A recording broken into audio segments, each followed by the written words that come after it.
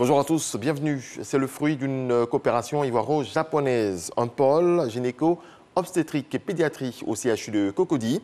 La pose de la première pierre a été faite hier par le Premier ministre ivoirien Patrick Hachi. Le coût des travaux est estimé à 26 milliards de francs CFA. C'est ce que nous apprend Alexis Ouedraogo. Juin 2023, le CHU de Cocody abritera son pôle mère-enfant. Un bâtiment R+3 regroupant diverses spécialités. Objectif, réduire les taux de mortalité maternelle et infantile. Ce pavillon regroupera 3 spécialités spécifiques que sont la gynécologie obstétrique, la pédiatrie, la chirurgie pédiatrique, ainsi qu'un service de réanimation intégré en un seul bâtiment avec au total 228 lits afin d'améliorer la prise en charge du couple mère-enfant. Fruit de la coopération ivoiro-japonaise, le projet devra outre mesure permettre au CHU de devenir un centre médical d'excellence au niveau national et d'améliorer la qualité des services de santé. C'est pour soutenir la Côte d'Ivoire dans son noble objectif de renforcement du système sanitaire que le présent projet a été conçu. D'une enveloppe globale de 26 milliards de francs CFA soutenue par la JICA et l'État de Côte d'Ivoire, les travaux et l'équipement du bâtiment contribueront à consolider les acquis de ces dernières décennies. Ce projet, en plus d'étoffer fortement le plateau technique du CHU de Cocody avec des équipements de pointe, va permettre à cette structure sanitaire incontournable pour la population de jouer son rôle, celui d'être un véritable pôle d'excellence pour la formation et le renforcement des capacités opérationnelles des agents de santé intervenant sur ces enjeux. À travers l'ensemble du territoire national, l'initiative et le soutien de la JICA et le don du Japon sont donc d'une utilité précieuse et stratégique. Le Premier ministre a encouragé les acteurs du secteur à faire bon usage de ce futur joyau et à y investir leur humanité. Quelle que soit la qualité des matériels et des équipements, ceux qui soigneront seront des hommes et des femmes, et ça sera vous. Les personnes qui viendront ici, des enfants, des femmes, des adolescentes, sont dans la société dans laquelle nous vivons les personnes les plus sensibles, les personnes les plus fragiles, les personnes les plus émotives. Et ces personnes-là, en plus de l'équipement matériel, en plus de la technique que vous aurez, auront besoin de votre amour, de votre affection et de vos sourires. Et il faudra le leur donner. La Côte d'Ivoire affiche à ce jour l'un des plus forts taux de mortalité maternelle. Ces dernières années, des actions ont été engagées par le gouvernement pour corriger ce tableau. En bref et en image, le bureau du Sénat, la haute chambre du Parlement s'est réunie à Yamoussoukro sous la présidence de Jeannot Ahoussou-Kouadio, président de l'institution. 2 points étaient à l'ordre du jour, le renouvellement de ce bureau et la répartition des sénateurs nouvellement élus au sein des commissions permanentes.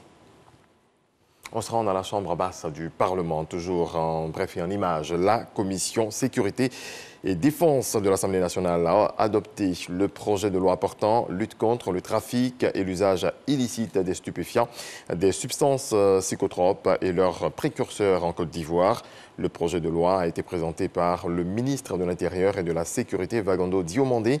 Il constitue une réponse au phénomène qui prend des proportions sur le plan de la santé et de l'économie. Une découverte dans ce journal, le complexe Ecotel Touraco pour une immersion dans la nature. Il est situé à l'orée du parc national de Taï, dans la sous-préfecture de Djouroutou. Cet important maillon de l'écotourisme ivoirien est aujourd'hui en difficulté. Vous allez le comprendre avec notre reporter Jean-Luc Bongbo. Paradis incrusté en plein cœur de la forêt de Taï. Cette image a toujours été collée à l'écotel de Djouroutou, dans le Bas-Sassandra. Depuis plusieurs mois, les seuls charmes de ce réceptif hôtelier, situé au flanc sud-ouest du parc national de Taï, sont cette épaisse brume, la végétation verdoyante et les mélodieux chants d'oiseaux. Créé pour servir de pied-à-terre aux touristes et visiteurs sur les traces des chimpanzés, principale attraction de cette forêt, l'écotel de Djouroutou, propriété de l'Office ivoirien des parcs et réserves OIPR, est bien loin de ses heures de gloire.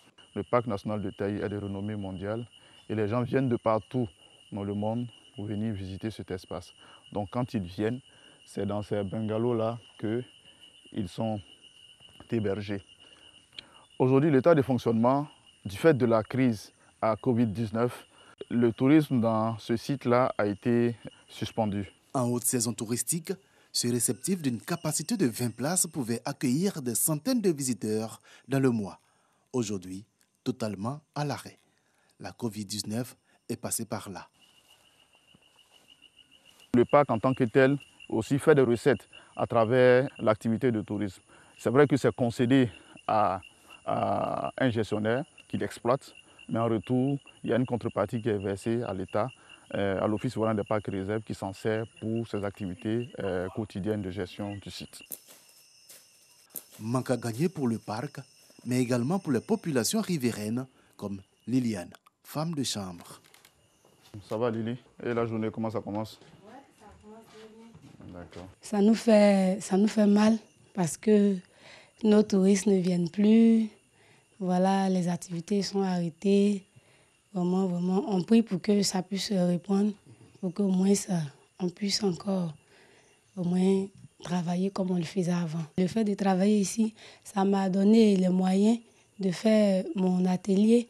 Aussi, ça m'aide à aider mon conjoint à s'occuper de la maison, des enfants. Le temps que l'activité puisse être officiellement déclarée ouverte et que les visites puissent reprendre, voici un peu l'activité auquel nos braves frères qui vivent ici dans la localité peuvent s'adonner pour maintenir le site vraiment dans un état assez bon.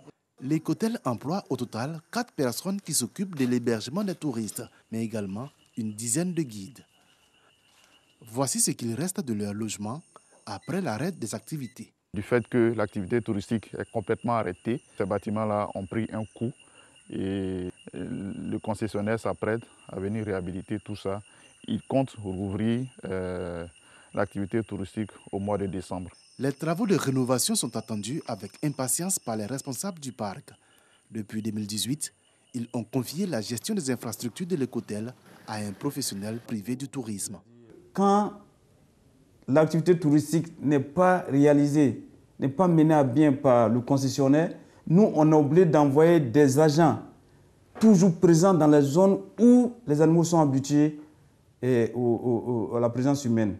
C'est la zone de recherche, on est toujours obligé d'être là. Une impatience et une pression sur le concessionnaire qui s'explique par le programme d'habituation des chimpanzés à Djouroutou à la présence humaine et qui les rend particulièrement vulnérables. Les animaux sont habitués aux hommes. Un braconnier qui se retrouve au milieu de ces animaux, mais il fait un carnage tout de suite, sans fournir d'efforts. Entre 2014 et 2018, le parc national de Taï a enregistré 1008 visiteurs. Selon le plan d'aménagement et de gestion du parc, le maintien de l'activité touristique pourrait rapporter plus de 22 milliards de francs CFA par an. Des recettes propres qui auraient vocation à croître sur le long terme. Autre volet de l'actualité, les demandeurs de la carte nationale d'identité entre 2014 et 2019 peuvent enfin entrer en possession de ce précieux sésame. Les premières cartes ont été remises ce lundi à l'ONESI à Abidjan Plateau, une opération suivie de près par Théodore Zouzou et Franck Akwadio. Office national de l'état civil et de l'identification du Côte d'Ivoire, ONESI, au Plateau. Mamadou fait partie des 20 000 demandeurs de la carte nationale d'identité de 2014 à 2019 qui attendent le précieux sésame. Il vient régulièrement ici s'informer. Je suis venu pour une réclamation. Ça fait bientôt 2 ans, il n'y a pas encore reçu ma carte. On me demande d'aller voir sur le site de l'ONESI. Le site demande traitement en cours. Donc on attend toujours que le traitement soit confirmé. Certains pétitionnaires sont plus heureux. Ils sont de la nouvelle vague d'enrôlement, celle de 2020, venue pour la vérification. Quand le pétitionnaire dit qu'il y a une erreur sur sa carte, nous on prend en compte sa préoccupation. On fait la photocopie du récépissé, on prend la carte et on remonte les informations. Une lueur d'espoir ce jour pour les enrôlés de la vague 2014 à 2019 inclus. 10 000 cartes sont enfin disponibles sur un total de 20 000 grâce aux guichets spéciaux qui permettent de reverser ces anciens enrôlés dans la nouvelle vague, celle de 2020, sans payer à nouveau les frais. La remise officielle est faite par le directeur de l'ONESI. Je suis très contente parce que j'ai attendu ça très longtemps. je n'arrive pas à voyager. J'avais tous les problèmes. Maintenant, je suis libre d'aller chercher mes marchandises à l'extérieur. Je peux voyager, faire mes activités correctement comme ma femme. L'objectif de cette cérémonie ici est de remettre les premières cartes aux Ivoiriens concernés par les guichets spéciaux. Il s'agit ici de pétitionnaires qui sont fait enrôler pour la carte orange, mais aujourd'hui qui sont transitionnés vers le nouveau dispositif d'enrôlement pour la nouvelle carte nationale d'identité biométrique. Et donc c'est aujourd'hui chose faite et ce processus va donc se poursuivre jusqu'à ce que nous ayons satisfait l'ensemble des Ivoiriens concernés. Le directeur de l'ONISI rassure les populations de la disponibilité des cartes. L'obtention sera progressive. Il invite alors les non-enrôlés à s'engager car à partir du 31 décembre 2021, les cartes orange ne seront plus valables. Le Maoulid, la fête marquant la commémoration de la naissance du prophète Mahomet, se tiendra dans la nuit du dimanche 17 au lundi 18 octobre 2021, suivant la déclaration du COSIM, Conseil supérieur des imams, des mosquées et des affaires islamiques.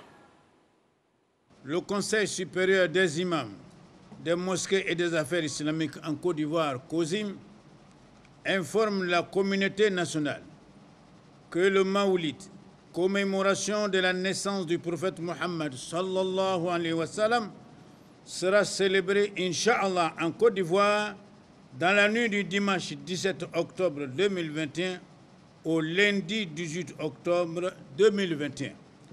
Les imams souhaitent bon Maoulid à toutes et à tous. Dans le reste de l'actualité, le Congrès américain a accepté hier de relever temporairement le plafond de la dette des États-Unis jusqu'à la fin de l'année, offrant un répit à la première économie mondiale avant une nouvelle bataille politique qui s'annonce féroce pour éviter un défaut de paiement. Et puis, 13 ans après avoir été autorisées à intégrer la police, les femmes coïtiennes vont pouvoir devenir officiers dans l'armée. Un décret devrait être publié d'ici 2 jours et le premier groupe de militaires comporte entre 100 et 150 femmes. Au Koweït, c'est une avancée de plus pour les femmes qui ont le droit de vote et peuvent se présenter à des élections depuis 2005. Point final, excellente journée à toutes et à tous. Paix dans vos foyers.